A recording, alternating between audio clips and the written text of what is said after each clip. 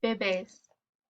Even though we didn't always cherish one another, Mommy had enough cariño for every single one of us. When we playfully begged to know which one of us was her favorite, she would tell us that we were all her babies. For as long as I can remember, Mommy has adored Bebes. After all, she kept having them year after year. Her babies are like pennies from heaven. The more you have, the richer you become. Yet raising so many babies is expensive. While Poppy worked long hours up in North Texas building houses so he and Mommy could buy more formula and diapers, groceries, school supplies, and clothes, Mommy stayed home with us. Often, Poppy was gone for weeks on end.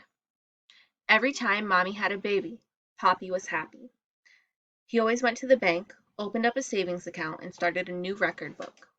Soon, there were 9 small record books in Mommy's old suitcase, each one fat with bank receipts and full of numbers. One account for Mommy and Poppy, because they were as one, and one for each of us.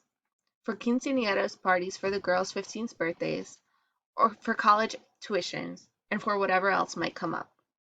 Somehow, there has always been enough to get us through, because between the two of them, Mommy and Poppy have kept Diosito pretty busy answering prayers, one shiny penny at a time.